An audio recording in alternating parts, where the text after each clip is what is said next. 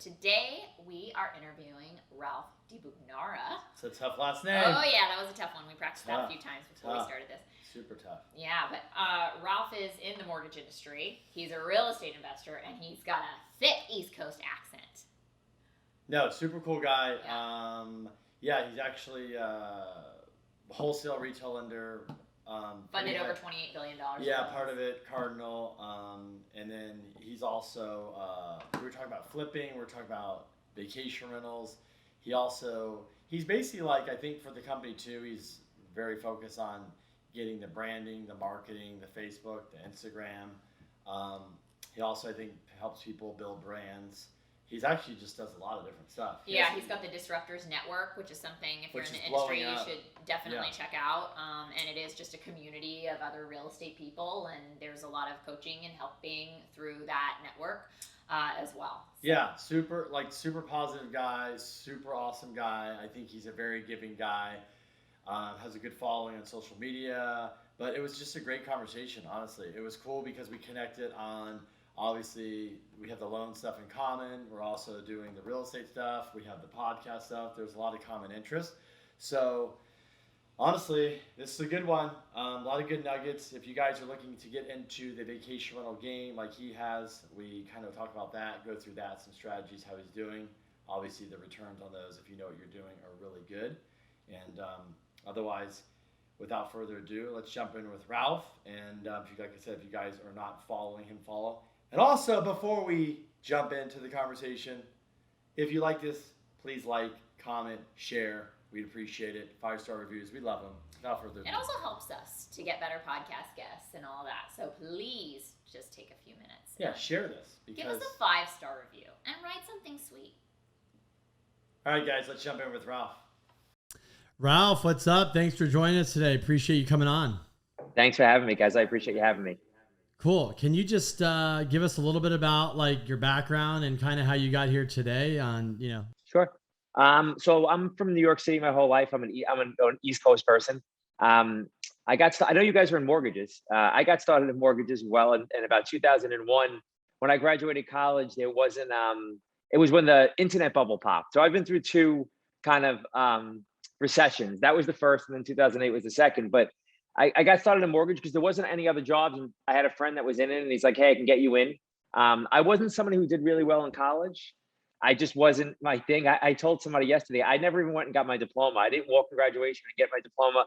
As soon as I got out of my last class, that was the last time anybody ever saw me, and I was kind of gone. So getting into the workforce was something that wasn't the easiest for me up front, but there was a sales job available, and I got in sales. And I rode mortgages from 2001 to 2008 until the market crashed. And then, I kind of lost everything. And my real estate portfolio took a huge hit too, because my strategy at that point definitely didn't work for what was going on after 2008. And I started over again and kind of rebuilt it to where I am now. And now I'm just all over real estate. I'm still in mortgages. I run a pretty large division that's Northeast based. I have a real estate portfolio that's pretty much all Northeast, but up and down the Northeast coast. And then I have Disruptors Network, which is my podcast, my TV show, and my community-based business where we kind of try to educate people on the stuff we've done in the past, the stuff we're doing presently, and the stuff we're going to do in the future, in the hopes to kind of build them up and build business with them. So that's kind of the 30-second version of me. Awesome. What are you today right now? I know right before we're talking, we're 2021 past the pandemic. Wasn't much of a recession though. For some people it was hard, but it was a quick bounce back thanks to the Fed. What are you focusing on today right now, and what's your kind of like outlook for the next year or so? Yeah, I mean, I really like the short-term rental market as far as real estate goes right now, like a lot of other people. It was really, really good to me and for the last 18 months, obviously.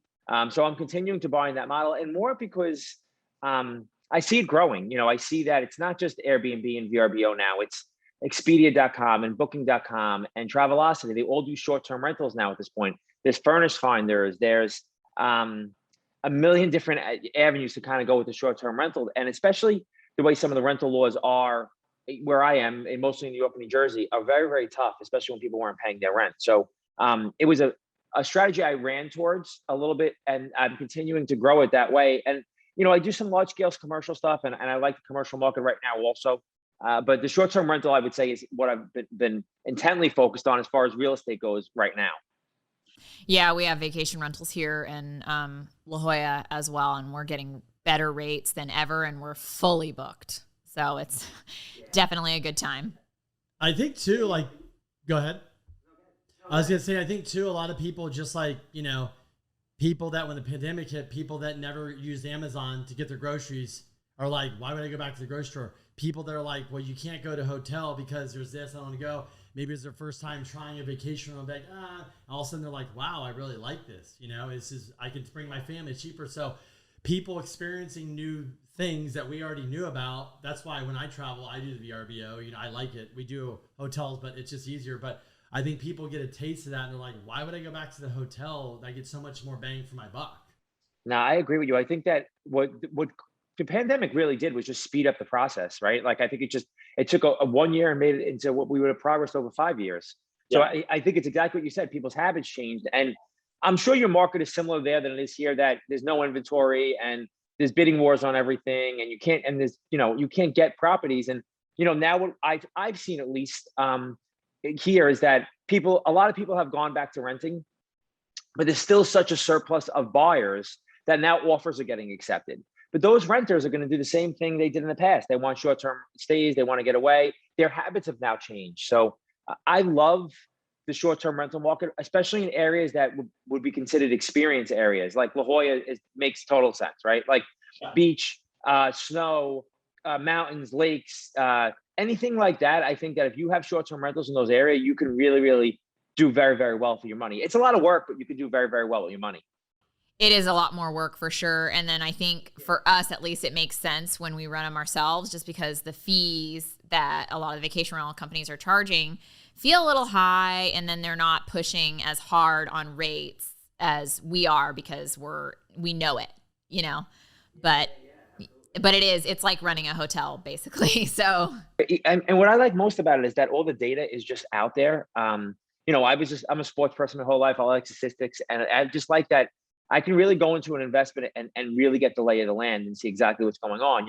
Sites like AirDNA and other sites like that give you all the statistics, like, what exactly these properties are going for per day, and what the percentage of them are rented, and what gross revenue on a property look like for a year. Nobody can lie about those. You can really go and see the stats. So I can really make informed decisions on things like that. And I think that's why it's an easier place to put my money right now, because I can really make an informed decision on what's going on today in the market and not what went on in the past, because the world has changed, right? So like, I know with that stuff, I know what's going on today presently. So I like that. So are you buying everything? Are you raising money or buying with partners, or is everything pretty much yours? I've bought a lot on my own the last couple of years. And last year, I really bought a lot, mostly on my own.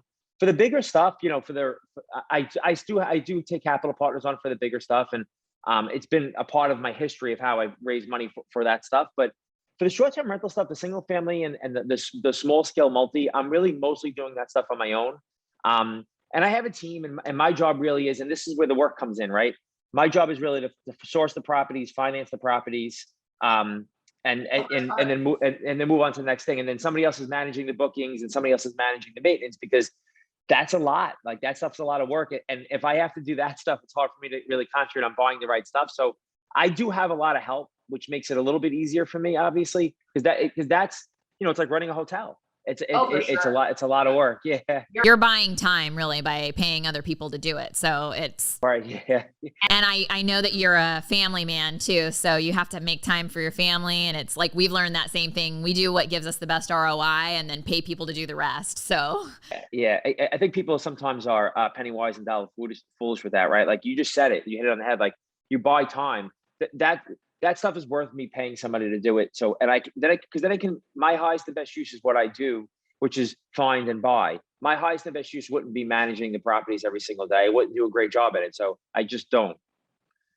Yeah, it's tedious, and it takes away from you being able to find deals, and then also your other businesses. So I know we get asked this question a lot, but from your perspective, I mean, you run a mortgage company. You have the Disruptors Network with the podcast and the whole community and everything. You're investing in deals yourself. You're investing in deals with partners. How are you making everything happen on a day-to-day basis running all these businesses? It's hard.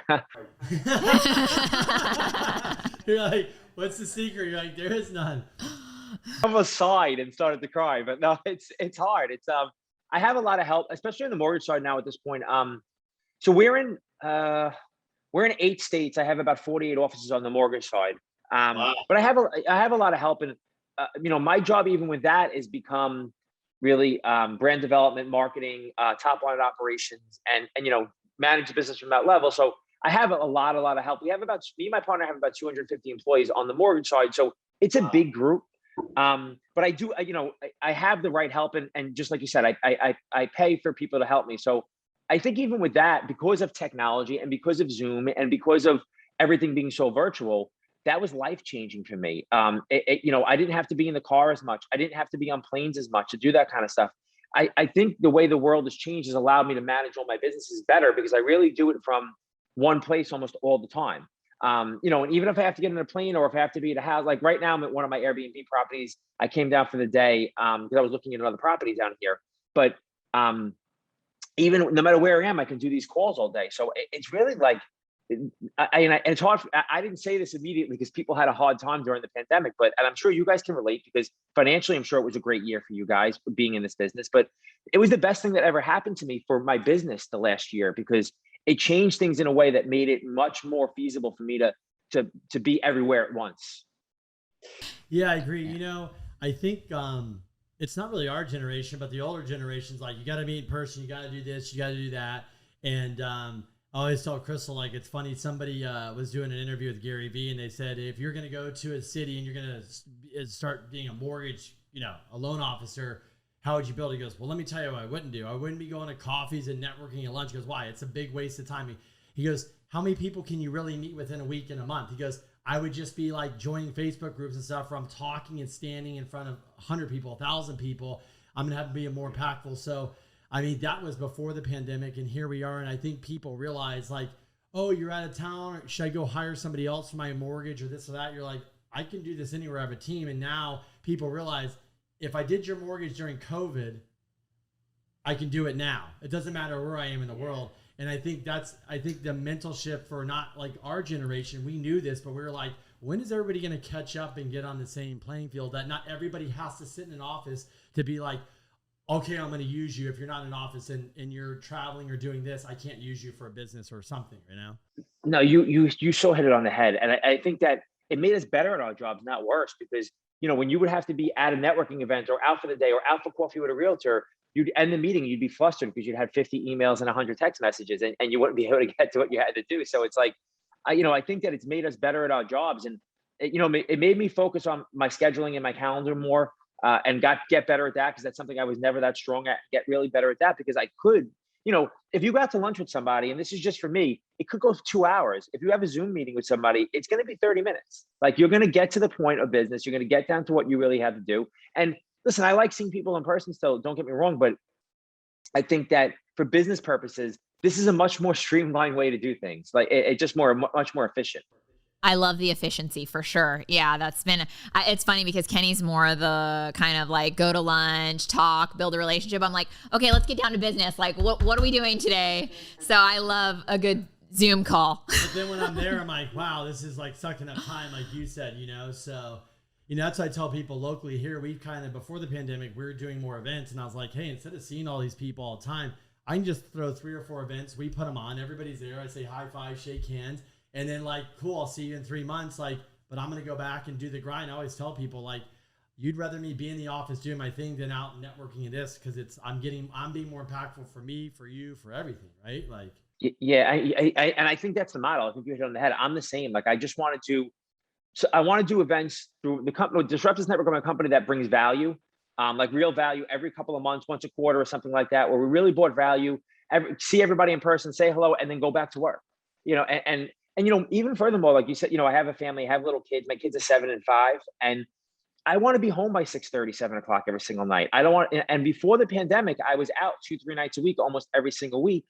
And like, I think the thing I liked most about was that I value my time a lot more now, probably because of that. And I'm in the office early. I'm in the office by 7:30, 8 o'clock at the latest every single day. So you can find me in the office, but at 6:30, I'm going home, and I'll answer my phone if I have to, but I'm really going to go home, and I really want to be around my family and doing that for the rest of the day, because they're growing fast and that's happening too fast. And I feel like I'm going to miss all of it if I don't stop, Yeah. What's sure. a couple things I was going to ask you about the vacation rentals.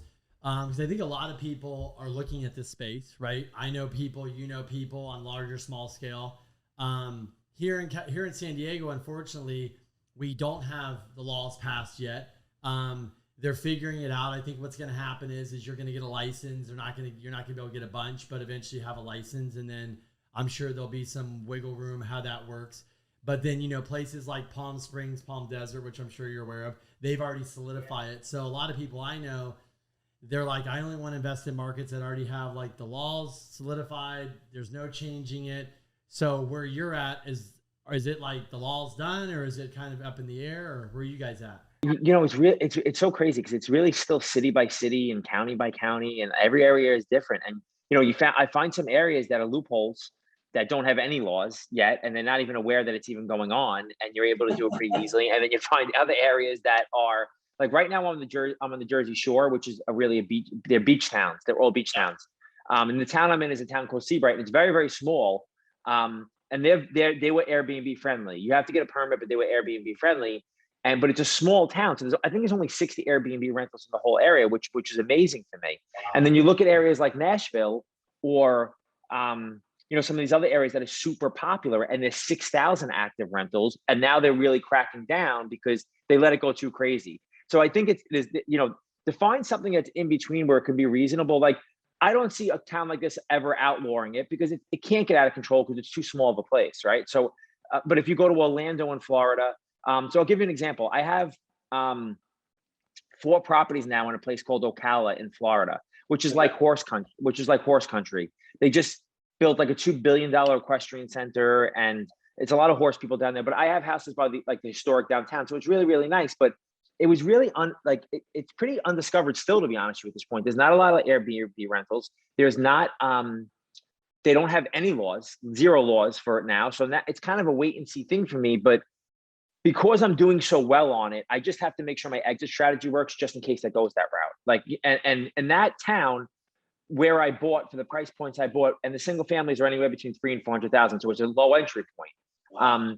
If they come in tomorrow and say, hey, we're gonna stop this, we're gonna restrict it, I can sell and make a profit, and that would be my exit strategy, because people aren't just buying there for Airbnb; they're buying for other reasons, right? So I think as long as you have the right exit strategy in those towns, you can make it work. But it's really place to place here at this point, I agree. I think that's probably one of the bigger challenges with identifying vacation rental properties is doing the research on what those areas allow and what the laws are, and making sure that you're compliant and whatever. Because I think there were like properties in LA, for example, when they passed the vacation rental law a few years ago, some people were not okay. They had these vacation rentals, and you're like, they came in and just went whack, and then it's honestly over. Now, if you held on to the property, you're like, well, the real estate market's doing pretty well, so I can probably just sell it, make a profit, and go do something else. Yes, I think that. And when did you guys get into mortgages? How long were you in? Were you in 2008? 17 years. Yeah, 2003. My pain, so we could probably commiserate for 5 hours. But this market, I believe, is completely different from that market. It's not even close to being the same. And I think if there is some sort of correction, it'll never be that. And even if you bought now, I don't think, even if you overpaid, long term, I think you'll be fine, because it's not so inflated that it'll be a problem. That's my view from what I've seen. I don't think it's nothing like that, right? And the other thing I'm seeing is like BlackRock, which is probably the biggest fund in the whole entire world. They bought a $6 billion pool, I think, last month of single family rental homes, right? So, they're buying at the top of the market, so they have to know something. I don't know exactly what they know, but I think that and they're driving the market up too. They're driving the market up. Well, let's look at this. I forget the company, you might know, the largest, fund that has the largest holdings of single family residents. It's not BlackRock, it's somebody else. I can't think of what they are. they, to answer your question is, that's all I tell people. When I always say is watch what people, that's why watch what people do, not what they say. They're doing things so they know the data. So you take the largest home holder, to answer your question, they did a rent increase this year, I believe, 5.4% for existing tenants across the board. They have more. They have 50, some crazy amount of homes. Then they said the new leases they're getting are 15% higher. So do that over, because what they know is coming, and you and I know is it's never been cheaper to buy a home. Because like I tell people, like if you're a mortgage guy, if you take, where I was doing a house, if you took a house for this and put 20% down at today's rates, and rates go up to 3.5 and the same thing, the houses really have to come far down. If you look from like interest savings for the life of the loan. And that's when I realized, I was like, okay, I looked at it and I'm like, the houses really have to correct. Like, I'm going to wait. And then I hear guys like, Matt at UWM, he is Matt that owns UWM. He's like, no, it's actually going to cost you more. People are like, no. And I'm like, when I did the math, I'm like, actually over time, you're not really saving. So but also what's happening is people are getting pushed out of the market because it's expensive, and renters are coming in, and all these guys know that. We sold our property management company to a company called Mind, MYND, and they actually, prior to us, they started and raised money and bought 18,000 homes and sold to Starwood. So we were like, so these guys, like, we're going to take on the space, what is it? The property management space. And we're like, what? So what they ended up doing is they've got the footprint, they got the space, they built their own technology. But then there's an article that came out that said they just got a partner on Wall Street to raise $5 billion, and they're going to buy 20,000 homes. And so I was funny because we were emailing back with the CEO, and I was like, joking, but there's a reason why these guys are doing all this. And I think long-term is rents are going to go up because income is going to go up because everything else is going up, and you can just see it. You're 100% right. And again, even if you want to go back to 2008, if somebody really wants to harp on looking at that, if you had the staying power to stay in real estate at that point, rents didn't go down, rents still went up. The world was crumbling and rents still went up. So rents are always going to go up. Rents never going down. Rents always going to rise. So if you have the ability to stay in real estate, even if there is some sort of market correction, you're going to be okay. You're going to be okay long term. So like everything you're saying makes so much sense, especially about the rent prices, because they're going up even further than the housing prices are going, but people aren't paying attention. Yeah, I think the hardest part is just finding the deal right now. Like you said, like there's just multiple offers on everything. Everything's getting bid up. I mean, it's hard to even rent a place right now, at least in San Diego. Very competitive. You're right. I think everywhere it's hard. I mean, so now I'm getting ready.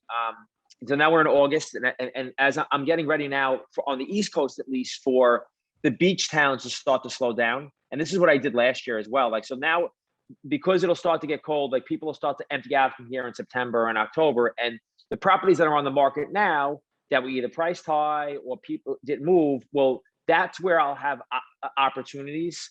So I really kind of geared myself up over the next couple of months to be looking in those sort of towns, in New York, in New Jersey, in North Carolina, and South Carolina, in Florida, and like in beach towns or something like that. Because as the weather starts to change, those properties will either sit, well, you'll be able to get some kind of deal with them.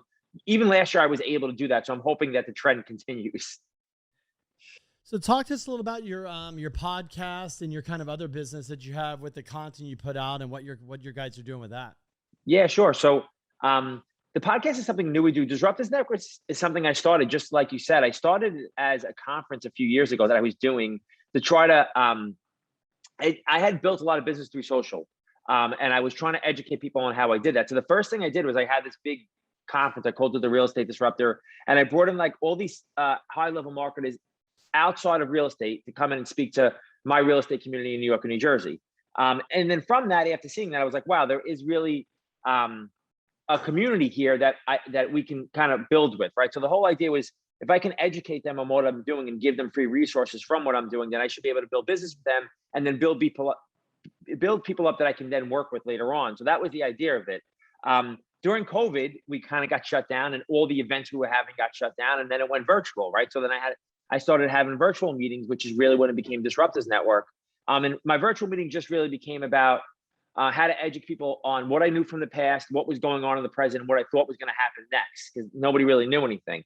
And those grew and grew and grew. And then I decided I was doing a TV show that you guys have probably either been asked to do or seen. I was doing American Dream in New Jersey. And it's kind of, yeah. Craig Sewing? Yeah, Craig Sewing. Yeah. Correct, yeah. So I did that, like, that was the year before COVID. I hosted in New Jersey. And I was just like, this is great, but something I think I could do it on my own. And I think I can control the content if I do it on my own. So we launched the TV show last year, and we streamed on Roku and YouTube and Amazon and Apple, and we did all the streaming services. We did 8 episodes, and it was really focused on people who were similar to me, with like entrepreneurs backgrounds, who didn't really come from a lot, who kind of grew businesses on their own, and this is their story. And I called in every favor I ever had, and I got some decent guests. And now we just signed for the second season to do it again. And this year we're gonna be on DirecTV, same Roku, Amazon, and we're gonna be on a bunch of different cable networks. It just depends on region which cable network we're gonna be on. But so we signed a bigger deal for this year. So that's kind of, I have to start filming in a month, which is something I'm just adding onto my task list. But it should be fun. I'm actually going to be out by you guys at some point, I think in October. Cool. Yeah, we should. Yeah, if you're here, let us know. Yeah, congrats on that. That's awesome. That's awesome.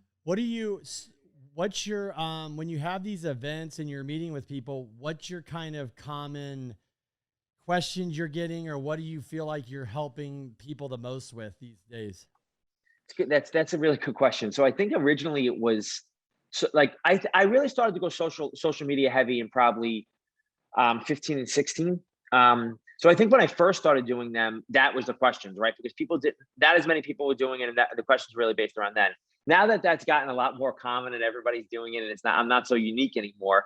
I think it's gotten more around how I'm buying real estate, and how I'm doing that and how I'm building that. I think the questions, because you know how mortgages are. I'm sure you can understand this. You know, before the last couple of years, nobody cared about us for like the last 10 years. And now we've become popular again, but nobody really, when the mortgage people walked into the room, especially mortgage guys, nobody wanted to know. He was like, all right, it's just another. Yeah. Real estate's gotten really sexy because of the Grant Cardones and all those guys. Yeah. So, I kind of tended to stay away from that because it didn't really draw people to me. So I really focused on what I was doing in real estate. But I think just educating people on how to buy the right way, and how to kind of build something long-term, because I really lost everything once and had to start over again. So I've seen every aspect of it at this point. I think that's what I get asked about most. Obviously, everybody's like, is this, that's the thing. Is it going to crash? What's going to happen? This and that. I always remind people, I said, you don't really know, but if you look at the last cycle, there was over 3.7 million homes on the market nationwide before the crash. Now there's maybe 1.2 million. There's so much less inventory. But how do you, when you had that, you went through that whole correction, which probably gave you like a doubles master's. You just go through one of those. You don't even need college, right? That's what I tell people. Yeah. You're going to learn more about yourself and everything. How do you approach things differently? Obviously, we know things are high. We don't know what's going to happen. I think things would be more triggered by interest rates. That's just my opinion based on, what I'm seeing the other guys say. But how are you approaching things so you're like, I feel like more people are definitely gun shy when they lose things or went through that, because you're not going full throttle. You're still like, I'm going, but I got to be cautious here. Yeah, I think 2 things I ask myself now, and the 2 questions I wasn't paying attention to the first time around were, what's my exit strategy? If the world comes to an end, like on each property, what exactly is my exit strategy? And what do I stand to lose if I go through that? And secondly, can I hold this property long-term if there is no exit strategy? And I think those 2 things, do I have the funds to hold these properties long-term? And those are before 2007, 2006, when all that stuff was going on. What my biggest strategy at that point was mostly, I was doing a lot of stuff in Florida, which was one of the hardest hit states. And I was buying contracts at that time for stuff that was pre-construction or early on construction, and flipping the contract. And that stuff, if you remember, was very popular at the time, where I was buying stuff pre-construction. I was selling it before it even hit the market, and I was making my small profits. But what I was doing that was very, very stupid, and where I got caught was, I was 100% in all the time. Like, I would take profit from one thing, it would go 100% back into something else. There was no like, let me put something to the side and do this. I was like, no, I got 50,000 out of this, 100,000 out of this. I'm putting it all back into something else. And then when it ended and the bottom dropped out, and all those pre-constructions couldn't even be finished being built, I lost everything I had in those contracts. So there was no exit strategy if something like that happened. If I couldn't sell the contract, there was no exit strategy. So I think staying away from things like that, obviously, and there's not a lot like that these days, but having something that I know I can keep long term and that I have an exit strategy. I mean, 2 of the properties that I had then, I still have, believe it or not, but they were literally worth like 30, 40 cents on the dollar at the, within 12 months of me getting the contract. So that's where I learned the real hard lessons. But at the same time, there's a good lesson in it. Two of them I was able to keep long term. The values came back, right? So I wouldn't call them good investments, but I didn't lose money at this point. At least I've been able to gain money. Yeah, it's interesting. Yeah. That's why, so we're kind of big in multifamily, and what I was looking at during the recession was I kind of saw, even when things were still down, that apartments were up. Like, they were up. Even in the recession, they were past boom prices, at least in San Diego. I know certain areas like Arizona and some of those like never really fully recovered, but well, like Raul said too, the first thing that you talk to any multifamily, the first notice of some recovery was rents went up before anything. Yes. Everybody's like, wait a minute, how are rents are going up? And all of a sudden they're like, this is crazy, right? I mean, yeah, but what I notice is because I think, apartments or 5+ units is so driven by cash flow. So if you can increase the cash flow, you're already increasing the value. It's just about the safest investment that anybody can make. Now, obviously with COVID and rent moratoriums and eviction moratoriums and all this craziness, it's become definitely more challenging. But I think once you get past all this stuff, multifamily is still just the safest asset class you can be in. So I tell people who are really risk averse, like, apartments are perfect for you. I mean, really. You're 100% right. That's to answer the question we put to, multifamilies are definitely part of my strategy over the next 3 years for sure. Because I think that there's going to be a lot of value there, and that stuff will all come back when all these rental moratoriums end, especially here. Because New York got destroyed with that stuff. You can't get people out in New York to begin with. So never mind now. Stuff really got hurt. When that stuff starts to clear up, I think that I love that strategy. And I agree with you. When people ask me how to enter, even on the small scale multifamily, I always point them there first. I was like, you want something that's really secure, that you probably won't lose your money in ever. That's the route to go. Like, that's the safest way to go always. It's not sexy, right? We always say multifamily's not sexy. It's not the vacation rental or flipping the house or this. It's kind of boring, but it really works though. Long term, you can really crush it. I agree. I think you're right. It's not sexy, but it's the most effective way to do it. Yeah, and if you kind of learn the tax strategy around it too and how that works, you can really it becomes a little bit more sexier, I think, too, and you can utilize that and buy the bigger deals. Now, question, because you mentioned you have. Sorry, go ahead. No, I was just gonna say, like, tax segregation was something I learned about later on, but like that's stuff that you really can benefit for, especially if you have large scale multifamily. Oh, yeah. Oh, it's huge. Like, yeah. I don't know why we didn't do it sooner. We only started it maybe about 2 years ago, but we haven't paid taxes. Yeah, we haven't paid taxes, and I got all my money back going back 5 years. Yeah, so that I paid in taxes. Yeah, it's like that's what I tell people. It's always go back to is just watch what people do. It's like, why do rich people buy real estate? I'm like, because they do a cost seg and they wipe their income and they do it again, and they're sitting here getting richer. Like, I don't understand why they keep buying this. I'm like, they just go to their CPA. What's the best thing for tax strategy? Just buy this and do this. Okay, cool. Let's do it. And it's a great generational pass-through for wealth too, right? It's like, who doesn't want to inherit a cash flowing business? Absolutely. Yeah, that's been a best kept secret. It's really funny though, because we have a lot of clients and friends who kind of think it's like a hokey, scammy thing to do cost segregation. And I think it's because it sounds so weird and foreign. And why can't my CPA just do that? And I'm like, hey, if I can pay somebody $7, $8, $10,000 to save me $800,000, $600,000, hey, that's a no-brainer. I mean, yeah. It's like, no problem. Yeah. I was going to ask you though, I know you mentioned that you have 2 kids. We do too. And it's always a discussion about how we're going to teach our kids about money and, how the world works and financial freedom and all that good stuff without spoiling them too much, right? How do you have your kids involved at all in your business? Your 5 and your 7-year-old, or? Yeah, so I do. Like, I try to take my son's the older one, so I try to take him as much as I can to everything and try to explain to them that this isn't normal because it's something I'm struggling with, to be totally honest with you, because same thing. I don't want them to be spoiled. I don't want them to be entitled. I don't want to think it's normal that we have to fly somewhere to go buy properties. Except if they understand that it's a business. Like, these aren't for leisure. This is how I make money, right? So I think I'm trying to show him that that's the route, and that not, because I grew up in a multifamily home that we had, four different families from my family in, right? Like, so like I didn't grow up with a lot. It was different. So I think that's part of what made me who I am, and part of what makes me understand where I'm always striving to be better, even if after I got to a certain level. So I want them to have that, but yeah, I try to bring them in where it explains to them what we're doing here and how I got this and what I'm doing with it. Because I think they need to understand that now, so they don't get the wrong ideas. Yeah, I agree. We try to take our kids. They're so young, but I think as they get older, I do think it's cool though. Like for me, it's like, parents talk about, I feel guilty because I work so much with my kids.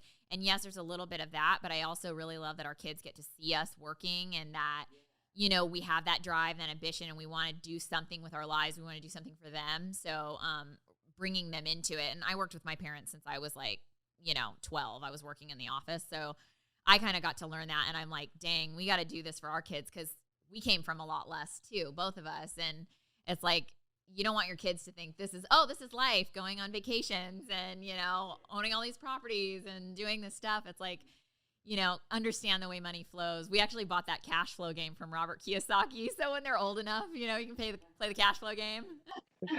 I go to this guy for acupuncture every single week. And he's great. And he opened up stock accounts for his kids. I think they're 7 and 9.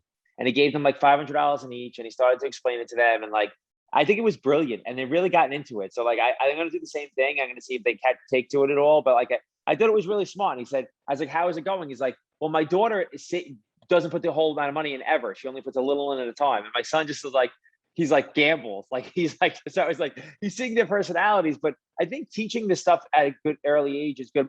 I've always brought them everywhere. I mean, they come to open houses with me. They come to the office with me. They're always in the middle of everything I'm doing, because I really want them to see, like, this is work, but I want to be around you too, Yeah, that's awesome. I mean, they're not learning it in school. So that's the biggest concern, is like, you don't learn this stuff in school. So we're going to have to teach you about it somehow.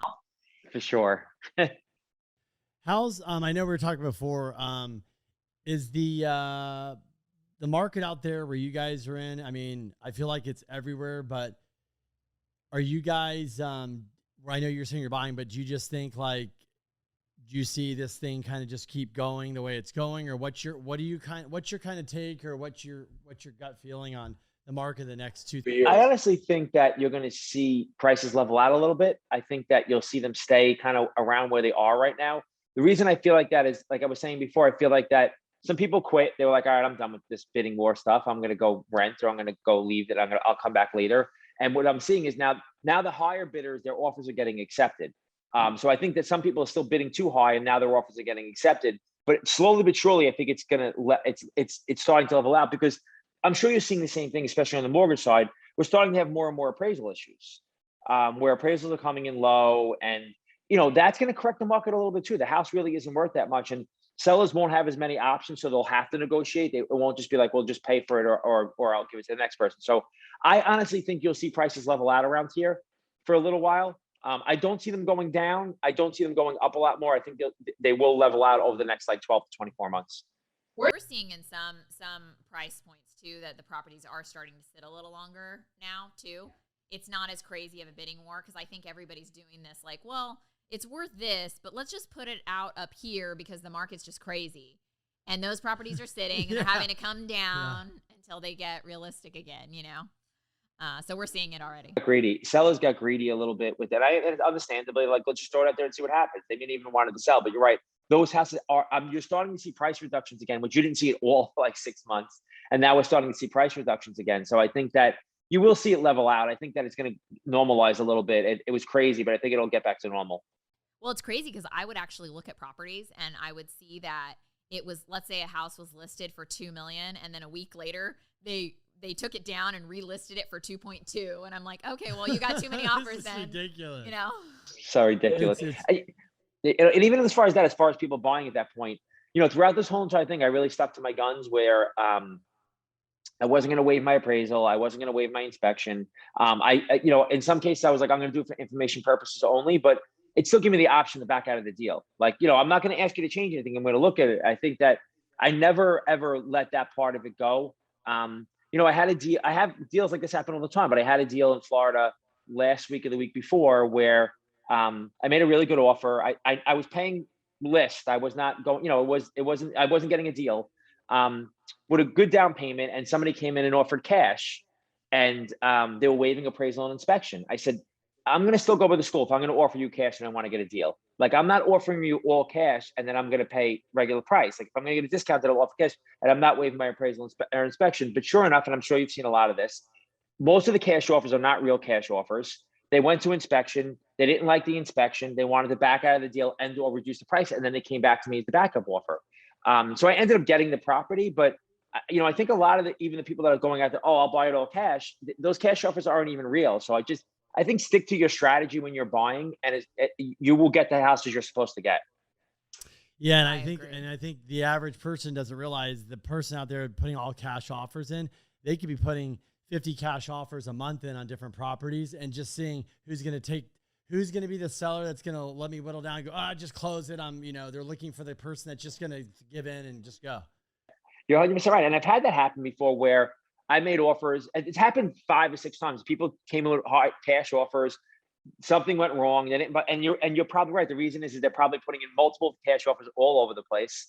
And a lot of them aren't even properties they want. They're just trying to see what they can get. Yeah. I mean, you throw enough bait in the water, you're going to get a bite, right? And like you said, nobody paying all cash, anybody paying all cash is looking for a deal. They're not looking to pay market price. That's the point. That was always the point. At least how I grew up, it was like, if you're giving a cash offer, it's because I'm getting a deal, not because I'm giving you a deal and then giving you cash. Like, at some point I have to get something on the buyer side. So I try to stay away from that stuff, or just say no, or just back away, or be patient with it. I don't need anything that bad at this point. So I just stay away. There has been more cash buyers, I feel, in this market too than ever. And it's kind of like, doesn't even really matter all cash anymore. People are like, whatever, because like you said, they don't want to sell for a deal. So they're like, I'll take the risk of financing and appraisals for a higher price. And you know what, even you guys are in mortgages, the mortgage pre-approvals have gotten better, where you can go in with TBD commitments at this point now. And that's just as good as cash in most situations. So, Yep. Sellers shying away from offers that have financing on it just means that I feel like they're uneducated on the process. Not that it's the better offer all the time. Agreed. How are you, speaking of mortgages, how do you feel about the mortgage industry, the market right now? I mean, you've been in a while. What's your kind of take on your pulse on just our industry? Yeah, I think it's gotten to be the popular thing again. Like it was, like it feels like the same as it was before, and you're seeing more and more either real estate agents or agencies coming in to say, oh, we have a mortgage portion of our business now. We're gonna, and I had Quicken announced yesterday, and Guaranteed Rate did it, and everybody's coming into the real estate space or combining. And I think part of that is because you could still make money in the mortgage business. Our business didn't change as much, whereas real estate has really gone the way of the discount broker. And unfortunately, it's become very hard to make money unless you're an agent in real estate, because they've made it these high payout fee models. And to really run a successful business with that kind of real estate model, you have to have 200 to 300 agents. And then how do you even do that? Or who wants to manage that many agents? So I think that because real estate went away, that I don't think was beneficial for them, and I don't know if it'll stay that way or not. I think that more people are trending towards mortgage at this point. Yeah, I can see that.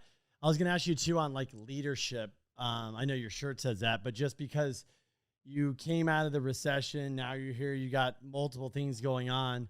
What's probably 1 or 2 or 3 of the biggest takeaways or advice you can give anybody just on scaling, building businesses, and keeping a balance of family and all these businesses? But what's been your, if there is a secret sauce, or how you, maintain some type of level head or whatever, what have you figured out that works for you? I think what I like to tell people most of all is there's nothing special about me. I'm not the most dynamic salesperson. I'm not the smartest guy in the room. I'm not any of that. I'm just very, very consistent to nauseam. Like I have consistent habits every single day, and the stuff that I'm not good at being consistent at, I have either people to hold me accountable or systems to hold me accountable to. So every single thing, like for instance, like I'm not great at keeping my diet. So I keep a nutritionist all year round, and I have to send them check-ins once a week because I know that I'm not great about that. I have a leadership meeting once a week where I not only do I have to hold myself accountable, but I have to, it holds everybody accountable, but it holds me accountable because I have to write the leadership meeting every single week. I have to come up with something to talk to them about that I'm working on right now. So I think I just find ways to hold myself accountable, but I'm just consistent. I try to be as consistent as I can on every single thing I do. And I feel like over the long haul, that's what really works for me. Is to be consistent and to just keep, when the pandemic first happened, and I'm sure you guys felt this, month 1 and month 2 felt a lot like 2007, 2008. Like the mortgage was drying up and I was looking, and everybody had to go home from the office. And the day before everybody left my office, I got in front of everybody and I said, look, this is what we're going to do. We're just not going to freeze, right?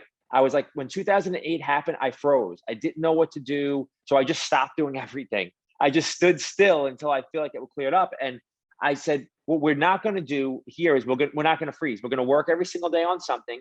We're just going to keep moving forward. And eventually the next plan will reveal itself. And thankfully for us, the market turned the right way and it didn't go that way. But, I think that's what I've learned from my past more than anything is that just be consistent, keep moving forward. Don't stop moving forward because at that point, you're really putting yourself at a disadvantage.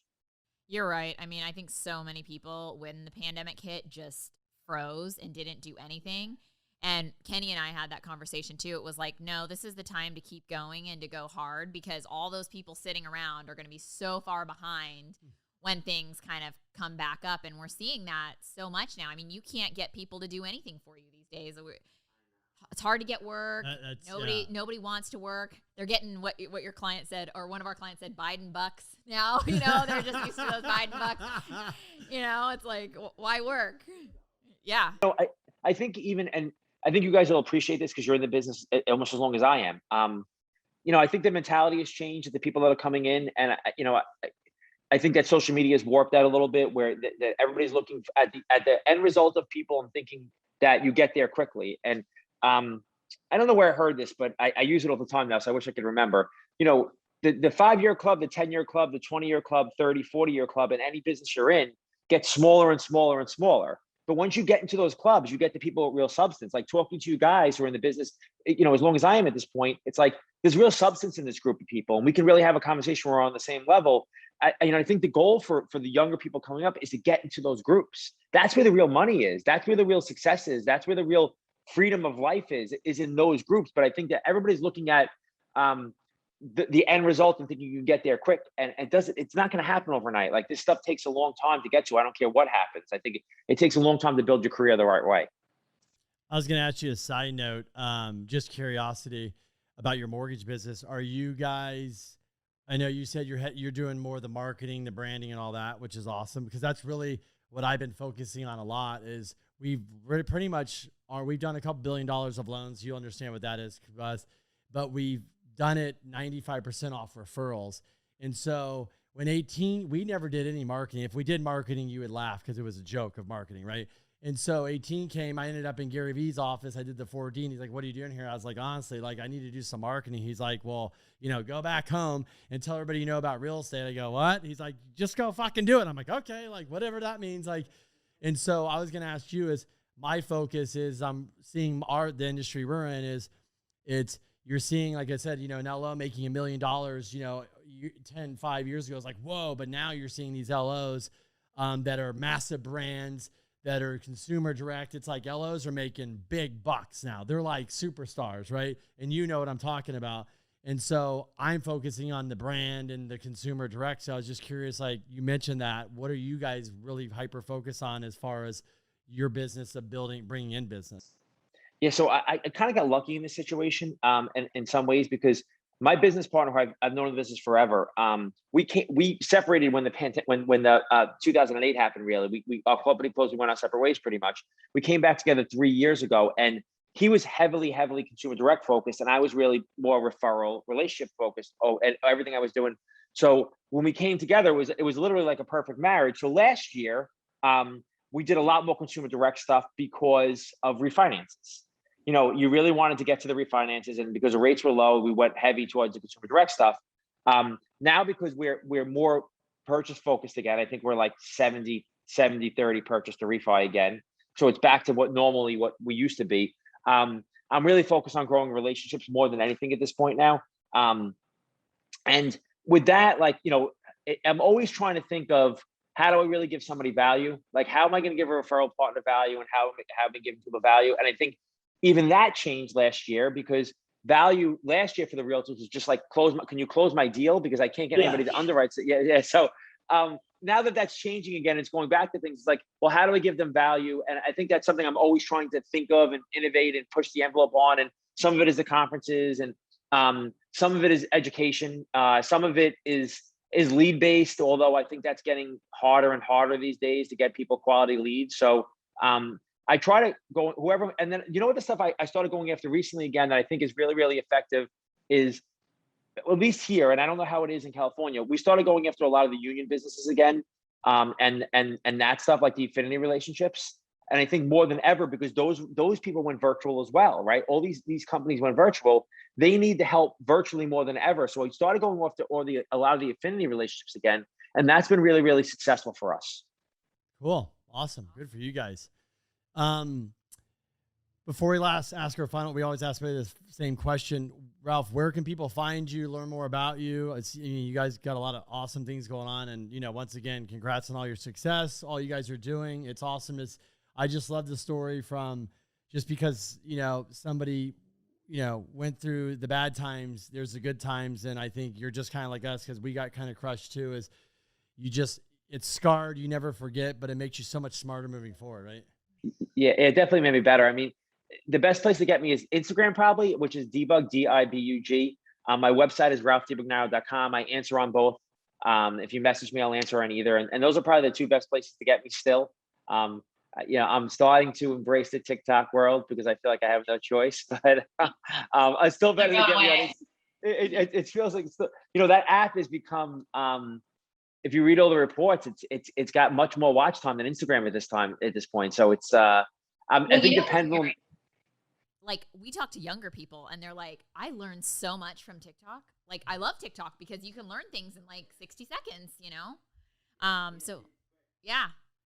Yeah. And a lot of marketers that I know that I've talked to, they're like, I grew what I grew in Instagram, Facebook, or YouTube. And this song, it took me 5 years. I've done it 5 months, 1 year in TikTok. So they said TikTok with the algorithm, you can really grow and then push everybody to your other channels.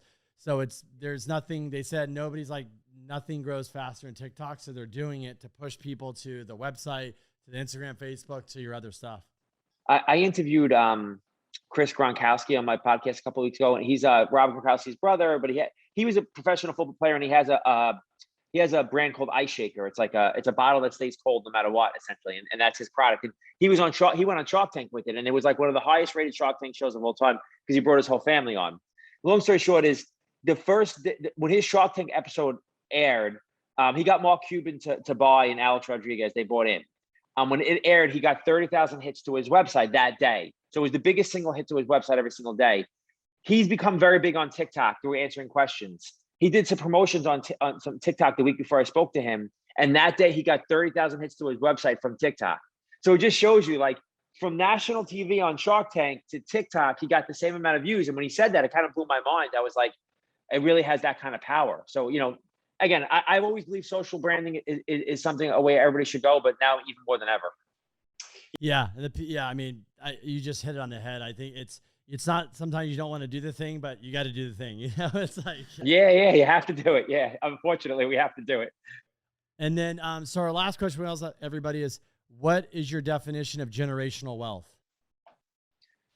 That's a good question. So I think generational wealth for me is being able to live the life that you really want to live. And then I'm not talking about financially. I'm talking about living a life you want to live, and the freedom to do what you want to do, you really want to do every single day. But at the same time, bringing the people around you with you, right? Like not bringing yourself up, bringing everybody up, and that includes your family and your circle and your network. And I think that really is what generational wealth looks like for me. That's awesome. I like that answer. Cool. That was very good. Well, Ralph, thanks for the time. This has been fun. I'm sure we could talk for many, many hours, but I like that we're in the mortgage and the space. We can relate. So we feel your pain, and we feel, you know, we know the highs and lows. So I appreciate you guys having me. Like I said, I agree. We could probably talk for 4 hours, and we didn't even go into what our pain was from back then, but I'm sure we could talk forever. But this, I think your show is great. I listened to a bunch of podcasts today, and Ken, I love your website, by the way. I think your website is great for your mortgage stuff. I checked it out today. I think you guys are doing a really great job. I appreciate that. Thank you. If you're out here and you're in San Diego, let us know. Hit us up. We'd love to meet up. I definitely will. Cool. Awesome. Thanks, Ralph. All right, Ralph. Thanks.